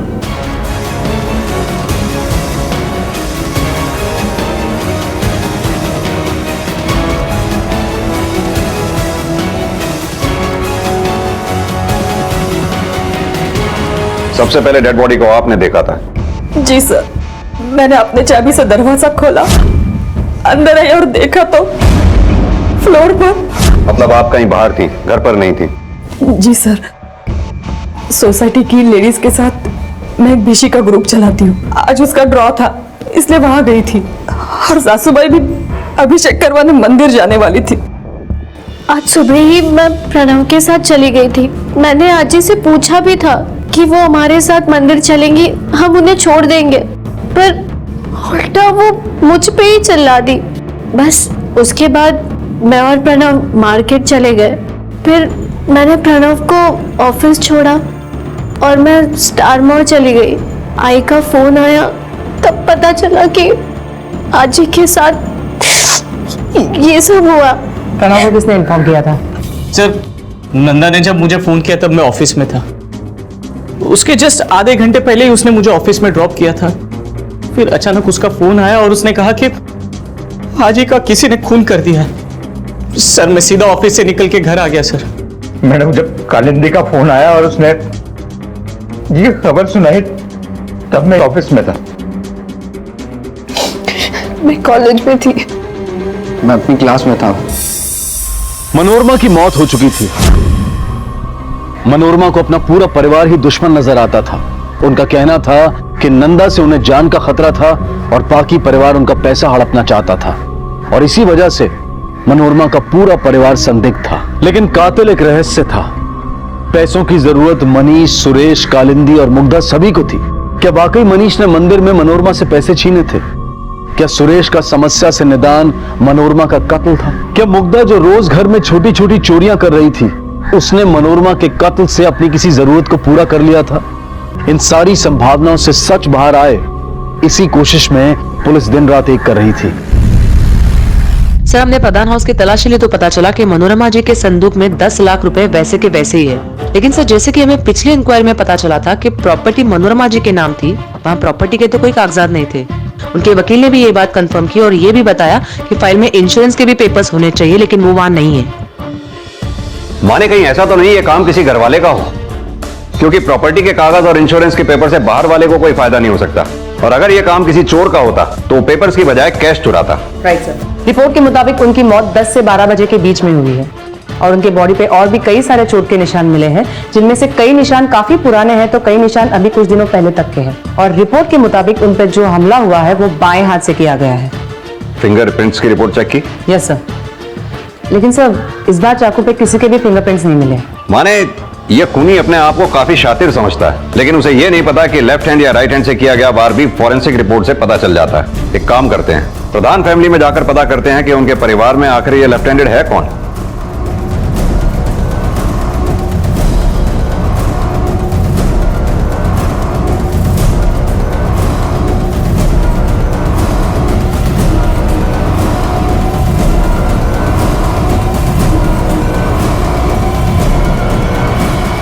सर, अभी तो कुछ हाथ नहीं लगा, लेकिन जैसे कुछ पता चलता है मैं आपको अपडेट करता हूं। सर। सर, हाँ माने, हमने पूरे प्रधान फैमिली को चेक किया। पूरी फैमिली में ऐसा एक भी मेंबर नहीं है जो अपने लेफ्ट हैंड का इस्तेमाल करता हो। माने हो सकता है कातिल के दिमाग में लेफ्ट हैंड से मर्डर करने का आइडिया हमें गुमराह करने के लिए आया हो। उस कातिल तक पहुंचने के हमारे पास और भी कई तरीके हैं। Yes sir. सर, मुझे आपको कुछ बताना है। पुलिस इंक्वायरी में पता चला है कि परसों आपने अपनी आई का गला दबाने की कोशिश की, उन्हें जान से मारने की धमकी भी दी थी। सर, वो साहू जी से मैंने कुछ पैसे लिए थे बिजनेस के लिए, जो मैं लौटा नहीं पा रहा था, उसने अपने आदमी भेजकर पिटवाया सर मुझे। अरे क्या क्या कर रहे हो? कौन हो तुम लोग? अरे बोलो तो सही, कौन हो? क्या बात क्या है? सर उसी हालत में जब मैं घर आया तो मैंने गुस्से में कोई नहीं, हम सब मुग्धा अगं पाणी घेऊन ये पटकन. बाबा. अरे हे बघ ना. अरे काय झालं सांगा ना लवकर. काय झालं? पानी क्या हुआ बताओ ना. हम लोग बाहर खड़े थे, एक गाड़ी आई और सुरेश बाबू को फेंक के चली गई। काय झालं? अरे अरे बड़ा काय झालं? हाँ? ये चोट कैसे लग? अब तो आई बनने का नाटक तो तू रहना ही थे, सब तेरी वजह से हुआ ये। लोग तेरे बेटे का क्या हाल कर रहे हैं, तुझे कुछ फर्क नहीं पड़ता। तेरे पास लाखों रुपया है, उसमें से 1 रुपया भी मुझे देना नहीं है तेरे को। अरे पैसे के आगे अगर लोग मुझे जान से भी मार देंगे तो तुझे कोई फर्क नहीं पड़ता। तेरी जैसी आई होने से तो अच्छा था कि मैं अनाथ ही हो जाता। चुप कर, तू खुद निकम्मा है तो मैं क्या करूं? बहुत बोल रही है तू। मैंने क्या किया? इसका मतलब आपकी आई मनोरमा प्रधान सच कह रही थी। आप सबकी नजर उनके पैसे पे थी, आप लोग उनकी जान लेना चाहते थे, आप लोगों से सब्र नहीं हुआ और आपने उन्हें रास्ते से हटा दिया। नहीं नहीं सर मैं मानता हूं कि मैं बिजनेस नहीं कर पाता, मगर रिश्ते निभाना आता है मुझे। मैं अपनी मां को नहीं मार सकता सर, और जब ये हादसा हुआ तो मैं घर पे था भी नहीं। सर हमने पूरे घर की तलाशी ली पर रजिस्ट्रेशन के पेपर और पॉलिसी के पेपर नहीं मिले। माने प्रधान फैमिली के हर मेंबर के कॉल रिकॉर्ड्स और फोन की लास्ट लोकेशन निकलवाओ। पता नहीं क्यों मुझे लग रहा है कि प्रधान फैमिली अभी भी हमसे कुछ ऐसा है जो छुपा रही है। और हाँ, इंश्योरेंस ऑफिस और रजिस्ट्रार के ऑफिस भी जाकर पता करो क्या किसी ने मनोरमा जी का मकान खरीदने, बेचने या नाम बदलवाने की कोशिश की है। एक बात और, प्रधान फैमिली के मुताबिक उस दिन मनोरमा जी ग्राम देवता के मंदिर अभिषेक के लिए जाने वाली थी। उस मंदिर में जाकर पूछताछ करो, हो सकता है कोई ना कोई सुराग मिले। हाँ मैडम, उन्होंने अभिषेक के लिए वक्त लिया था और वो मंदिर आई भी थी, लेकिन अभिषेक नहीं हुआ। क्यों? उस दिन मंदिर में किसी ने उनका पर्स छीन लिया, इसलिए वो वापस चली गई। अच्छा ये बताइए अभिषेक कितने पैसों का था? महाअभिषेक था ना, 30,000 का था। लेकिन एक बात बताओ मैडम, इतने पैसे चोरी होने के बावजूद भी उनके चेहरे पे कोई सिकन नहीं थी।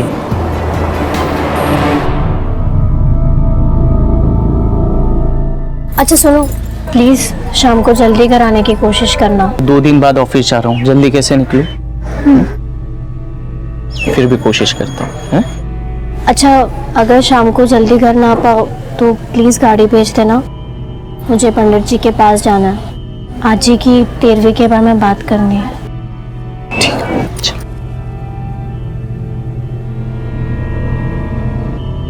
सर मुझे एक बात समझ नहीं आई, जो औरत पैसे के लिए इतनी बदनाम थी कि अपने इकलौते बेटे की इतनी बुरी हालत देखकर भी उसने 1 रुपया तक नहीं दिया, 30,000 के चोरी के बारे में घर पे जिक्र तक नहीं करती। नहीं उन्होंने हमारे पास कोई कंप्लेंट की। हो सकता है उसके इस चुप रहने के पीछे कोई राज छिपा हो, शायद उसने चोर की शक्ल देखी हो, उसे वो बचाना चाहती हो। आपका मतलब है वो चोर को पहले से जानती थी, मगर फिर भी सर वो ऐसा क्यों करेंगी? यही तो पता लगाना है कि उसने ऐसा किया क्यों। आप में से किसी को पता था कि मनोरमा जी के पर्स में कितने पैसे थे? जी पता था, 30,000 रुपए। वो हर 6 महीने में मंदिर में अपने लंबी आयु के लिए महाअभिषेक करवाती थी। मतलब घर में सब जानते थे कि वो 30,000 रुपए लेकर उस दिन मंदिर जाने वाली थी। हाँ, लेकिन आप कहना क्या चाहती हैं कि हम में से किसी ने? देखिए सर, हम लोग शरीफ लोग हैं, पैसों की किल्लत है, पर मैंने अपने करियर में ऐसी शराफत बहुत देखी है। आप शरीफ लोगों के बीच एक घरेलू हिंसा का मामला इस हद तक बढ़ गया कि एक बुजुर्ग महिला का खून हो गया और आप में से किसी को कुछ पता ही नहीं। खैर जो भी हो, जब तक ये केस सॉल्व ना हो जाए आप में से कोई भी इस शहर को छोड़कर जाएगा नहीं। ये मेरी पहली और आखिरी वार्निंग है।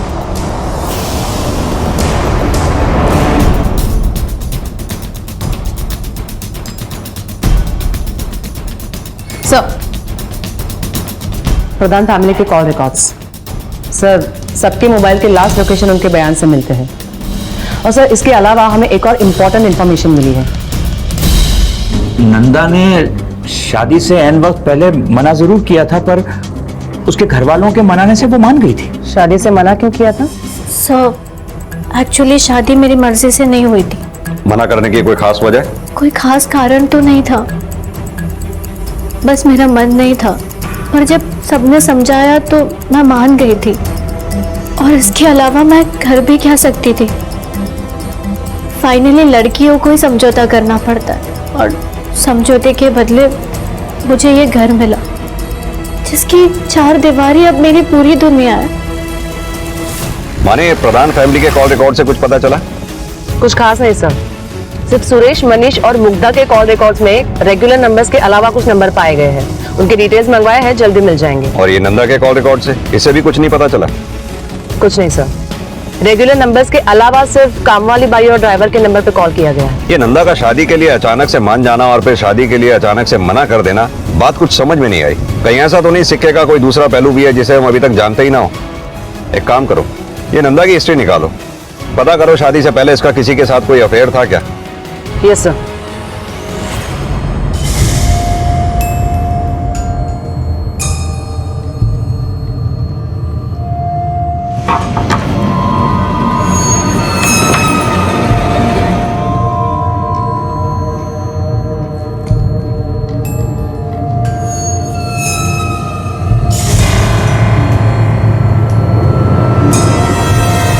सर सुरेश के कॉल रिकॉर्ड में जो नंबर मिला था वो किसी शाहू जी नाम के आदमी का था, जिनके पास से उन्होंने 20 लाख का कर्जा लिया था, और इसी 20 लाख को चुकाने के लिए वो इंश्योरेंस ऑफिस के चक्कर काट रहे थे। लेकिन ऑफिसर का कहना था कि पॉलिसी मनोरमा प्रधान के नाम पर होने के नाते सुरेश उसे सिर्फ 2 ही सूरत पे क्लेम कर सकता था, एक मनोरमा प्रधान की एक्सीडेंटल डेथ पर, और दूसरा पॉलिसी कंप्लीशन पर। पॉलिसी कंप्लीट होने में वक्त था, माँ के मरने के आसार नहीं थे और तुम्हें अपना कर्जा चुकाना था, इसीलिए तुमने अपनी माँ का कत्ल किया और रजिस्ट्रेशन और पॉलिसी के पेपर्स चुरा लिए। कहाँ हैं वो पेपर्स? सर मैं मानता हूँ कि मुझ पे 20 लाख रुपए का कर्ज है और इसीलिए मैं आई की पॉलिसी क्लेम कर रहा था, पर मैं अपनी आई को नहीं मार सकता सर। अब ये लायक बेटा बनने का नाटक बंद करो, चुपचाप सच बोल दो, इससे पहले कि हम अपने तरीके से बुलवाएं। सर मुझे पैसों की जरूरत थी कर्ज उतारने के लिए, और मैंने उसका इंतजाम जमीन बेचकर कर लिया था सर। वो मेरी आई थी, मानता हूं कि थोड़ी अनबन होती थी, पर मैं उन्हें कैसे मार सकता हूं सर? सर मुग्धा के कॉल रिकॉर्ड्स में जो नंबर मिला है वो किसी कमर्शियल फोटोग्राफर का है। यस सर, मुग्धा मॉडल बनना चाहती है जिसके लिए उसे पोर्टफोलियो बनवाना था, और उसी के लिए उसे 70,000 रुपयों की जरूरत थी। और मनीष के कॉल रिकॉर्ड्स में से जो नंबर मिला है वो किसी चोरी के मोबाइल बेचने वाले का नंबर है। मनीष को उसे 40,000 रुपए देने थे। मतलब ये कि मनीष और मुग्धा दोनों को ही पैसों की जरूरत थी? Right sir. लेकिन उनके फोन की लास्ट लोकेशन के मुताबिक दोनों ही मौका वारदात पर मौजूद नहीं थे। एक और इम्पोर्टेंट इन्फॉर्मेशन मिली है, शादी के बाद नंदा ने खुद को जलाने की भी कोशिश की थी। कई महीनों तक उसका साइकियाट्रिक ट्रीटमेंट चला था। एक काम करो, उस साइकियाट्रिस्ट का नाम और पता निकालो जिसके पास नंदा का ट्रीटमेंट चल रहा था। Yes sir. हाँ सर, मैं ही नंदा की काउंसलिंग कर रही थी, पर इलाज पूरा नहीं हुआ था। नंदा को आखिर प्रॉब्लम क्या थी? एक्चुअली सर उसका मानना था कि बचपन से उसके साथ बहुत अन्याय हुआ है, और वो हमेशा उस अन्याय का बदला लेने के बारे में सोचती रहती थी। मुझे अच्छी तरह से याद है, जब वो अपनी शादी का कार्ड मुझे देने आई थी तो कह रही थी कि देखो फिर मेरे साथ अन्याय होने जा रहा है, लेकिन इस बार मैं किसी को छोड़ूंगी नहीं। इसका मतलब मनोरमा ने नंदा के बारे में जो कुछ भी कहा था वो गलत नहीं था। साहब वो मेरे पोते की बीवी है ना नंदा, वो मुझे मारना चाहती है। साहब इसको पकड़ लो, इसने मेरा सर फोड़ा है, ये मेरी जान लेना चाहती है, इसको छोड़ना नहीं। मनोरमा ही प्रधान फैमिली में सबसे कमजोर और बदनाम मेंबर थी, इसीलिए नंदा ने उन्हें अपना शिकार बनाया। सर मुझे लगता है हमें नंदा से अपने तरीके से पूछताछ करनी चाहिए। मनोरमा जी के बॉडी पे भी जो निशान थे वो नंदा ने ही करे होंगे। हेलो, क्या? हम अभी पहुंच रहे हैं।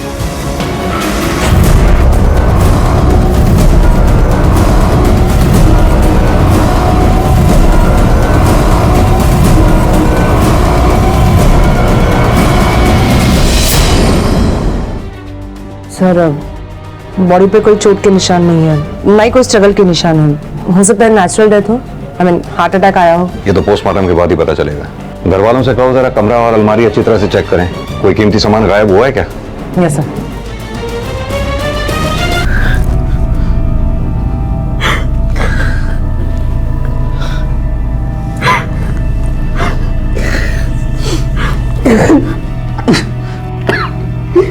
सर, आई के संदूक से 10 लाख रुपए मिले थे। वो हमने अपनी कबर्ड में रखे थे, पर अभी वो गायब है। जब ये हादसा हुआ उस वक्त आप कहाँ थे? ऑफिस में था सर, एक अर्जेंट मीटिंग थी। और आप सब लोग कहाँ थे? मैं अपनी डांस क्लास में। सर मैं अपनी क्लास में था। सर आज मेरी प्रेजेंटेशन थी, इसलिए सुबह ऑफिस जल्दी निकल गया था। तुम्हारी वाइफ नंदा वो कहाँ है? वो नहीं दिखाई दे रही। सर नंदा मैके गई हुई है। मैंने फोन किया लेकिन लग नहीं रहा है। मैसेज ड्रॉप किया है, पढ़ते ही आ जाएगी। मनोरमा के कत्ल की पहली सुलझी नहीं थी कि कालिंदी का भी कत्ल हो गया, लेकिन पोस्टमार्टम रिपोर्ट से यह साफ हो गया था कि कालिंदी की मौत दम घुटने की वजह से हुई थी। एक बार फिर पूरा प्रधान परिवार शक के दायरे में था। नंदा का नाम संदिग्धों की लिस्ट में सबसे ऊपर था। पुलिस तहकीकात के दौरान जब नंदा के मायके पहुंची तो पता चला कि नंदा वहां से भी नदारत है, और नंदा के अलावा प्रधान परिवार से जुड़ा एक और व्यक्ति गायब था। सर, प्रधान फैमिली के भागे हुए दोनों मेंबर्स के कॉल रिकॉर्ड्स और मोबाइल लोकेशंस आ गई है। सर लोकेशंस के मुताबिक जब मनोरमा जी का कत्ल हुआ तब नंदा का मोबाइल लोकेशन स्टार मॉल ही है, लेकिन उस दूसरे शख्स का मोबाइल लोकेशन 11:30 बजे प्रधान फैमिली का घर दिखाई दे रहा है। अभी दोनों के मोबाइल की लोकेशन क्या है? नंदा का मोबाइल तो ऑफ है, लेकिन उस दूसरे शख्स का मोबाइल लोकेशन नासिक की तरफ बढ़ रहा है।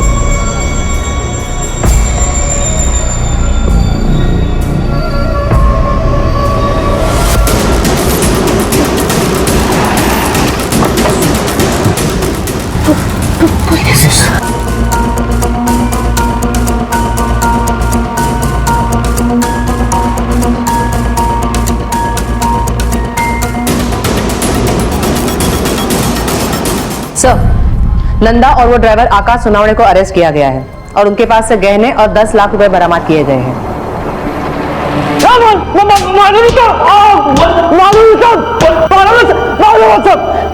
अब सच सच बता। बताता हूँ साहब, मेरा और नंदा का चक्कर चल रहा था साहब। प्रणव भाऊ को ऑफिस में छोड़ने के बाद मैं और नंदा मॉल गए थे साहब। वहाँ वो बोली कि घर में कोई नहीं है, तो मौके का फायदा उठाते, इसलिए हम सीधा घर गए साहब।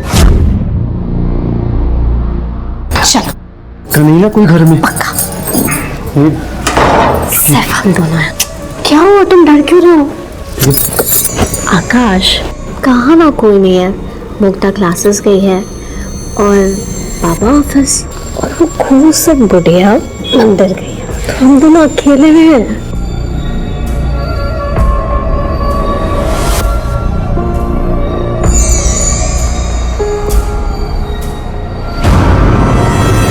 घर के रजिस्ट्रेशन और पॉलिसी के पेपर क्यों गायब किए तुम दोनों ने? नंदा ने बोला ऐसा करने को, ताकि पुलिस का शक ससुर पे जाएगा और हम बच जाएंगे साहब। तुम दोनों अगर साथ में घर आए थे तो तुम्हारा मोबाइल लोकेशन मॉल कैसे दिखा रहा था? वो मैंने मोबाइल रिपेयर करवाने दिया था, इसीलिए फोन का लोकेशन मॉल में दिखा रहा था। हम तुम्हारे साइकियाट्रिस्ट से भी मिले थे। हमें पता चला है कि तुम्हें लोगों को टॉर्चर करने में बहुत मजा आता है, और इसी मजे के लिए तुमने मनोरमा जी को एक बार नहीं बल्कि कई बार चोट पहुंचाई थी। हाँ, मैंने मारा। बदला तो मुझे पूरे परिवार से लेना था। बुढ़िया तो शुरुआत थी बदले की। अपने इसी मजे के लिए तुमने कालिंदी की भी जान ले ली। साहब, हम दोनों में से किसी ने इंसाफ का खुद नहीं किया साहब। तुम दोनों ने अगर कालिंदी जी को नहीं मारा तो फिर कालिंदी को मारा किसने? सर, एक इन्फॉर्मेशन मिली है। पहचानती हो क्या ये? किस चीज की रसीद है ये? पोर्टफोलियो बनवाने के लिए रोज अपने घर से चोरी करके 500-1000 रुपए जमा करती थी तुम। इसका मतलब हमारी जेब से जो 500 और 1000 रुपए जा रहे थे वो तुमने चुराए? सिर्फ वही नहीं, कल तो इन्होंने अपनी पोर्टफोलियो फीस जमा कराने के लिए 30,000 रुपए जमा कराए। कहां से आए वो पैसे? मुक्ता, क्या बोल रहे हैं? अच्छे से प्यार से पूछ रहे, बता दो, वरना हमें और भी तरीके आते हैं। बोलो, कहां से आए इतने पैसे? वो पैसे मुझे किसी ने दिए थे। किसने दिए थे?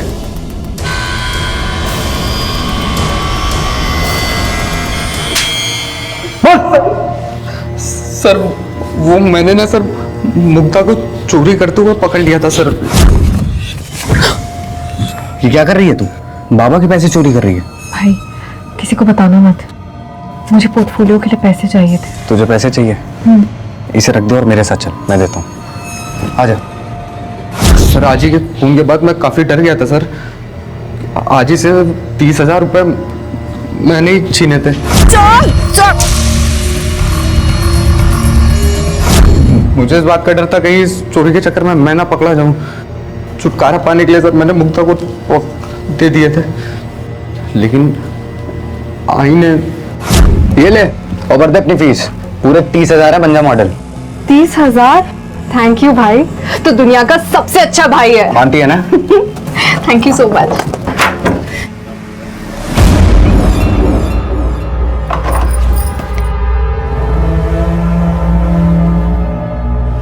ये वही 30,000 रुपए ना सासूबाई के, जो मंदिर में तुमने छीने थे? नहीं आई। सच बोलना। अब मुझे समझ में आ रहा है कि सासूबाई ने किसी के सामने मुंह क्यों नहीं खोला, लेकिन मैं चुप नहीं बैठने वाली हूँ। मैं सबको बोलने वाली हूँ कि मेरा बेटा तो नालायक था ही, अब तो चोर भी बन गया। अरे नहीं आई, प्लीज किसी को चुप।